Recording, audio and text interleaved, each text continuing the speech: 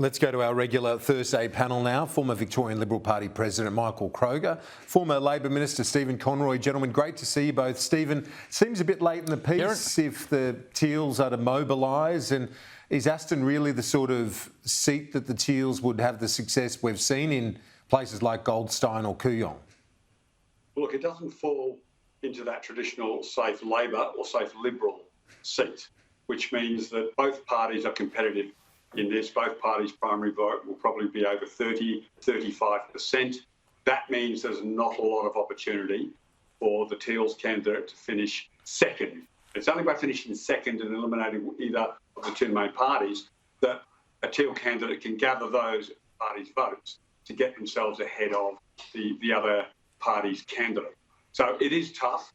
They haven't got a fundraising machine ready to go behind it. I noted Simon Holmes, of course, comments, but I think this is not the type of seat that a Teal will have a strong enough showing to be threatening. Michael Kroger, what's your read? And Rashina Campbell, she's got to be seen as the favourite with a margin of about 3% for the Liberals. Well, to be honest, that's true. There's usually a swing against governments in by-elections, as we know, although this is an early by-election. But I mean, she's an outstanding candidate, Rashina Campbell. She's on the Melbourne City Council. She writes well. She's been on Sky News. She's pretty well known, barrister. Her articles in the newspapers have got her a lot of acclaim across the community. She's a straight shooter and, highly gifted intellectually. So you couldn't get a better placement for Alan than Rashina. She's hit the ground running. And I'd be very surprised if Labor were to win that seat, and I'd be very surprised if the Teals were to do well. I think Stephen's absolutely right. They've got to come second, but this is a working middle class electorate. So the wealthy electorates where the Teals do well amongst the very rich Australians who can afford to sort of throw their votes away on Teals. That I don't think that'll happen in Aston. And I think the other point is that there's general disappointment in Victoria as to how the Teals have performed down here. They may have done better in New South Wales, but down here, Monique Ryan has not been seen to be that successful, etc., etc. So I'm very hopeful of a Liberal win in Aston, mate. Do you think Labor's helped Peter Dutton and the Liberals with the kite flying around superannuation, Michael? I don't think there's any doubt about that. I think that Labor federally might be on the nose a bit for a couple of reasons here. Scaring people over super. There's now a whole list of things, Kieran, that Labor didn't mention before the election, which they're now doing. So all these industrial relations changes, well, it was never mentioned before the election. The super changes, they specifically ruled those out. And whilst you've got this vague, it may hit you at 2 million or 3 million, who knows, you basically make everybody worried about what's going to happen. So the by-election, will take place before the election. So they've got a few loose ends, and then of course you've got the Voice, which people are sort of very unhappy that Labor continually talking about the Voice when you've got a cost of living crisis and you've got a crisis in Alice Springs. Yet Albo wants to talk about this academic notion of the Voice. So I think the political river is just slightly running against Labor at this time in the by-election, mate. Stephen Conroy, the decent kite-flying effort right now from Jim Chalmers and co. Well, I think the Prime Minister, Albo, has said, there's no significant changes being made. So I appreciate that Michael and Peter Dutton are, desperate to hang their hat on anything, no matter how thin. And they'll do what they always do, run a scare campaign around taxation. We know that in 2019 it worked. But I don't think anything that has been remotely, discussed of substance so far can become the sort of scare campaign that Michael's describing. As to the Voice, well, the Voice continues, notwithstanding Peter Dutton's tap dancing to have majority support in this country.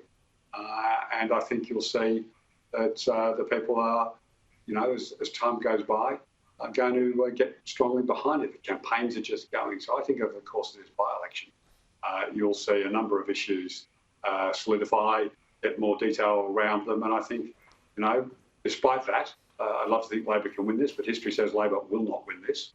I would concur with Michael Rochelle is a very good candidate. I've only met her once, very briefly in your studios, Kieran. But even the way she seamlessly reeled off those projects that were cut demonstrated she's a quality candidate, and Labor are definitely the underdogs in this campaign. The Prime Minister before the election, though, he said, this is a direct quote, he said, we have no intention of making any super changes. That's what he said. The quote's there. Is there some blowback, even if it is, say, capping super funds at $3 or $4 million?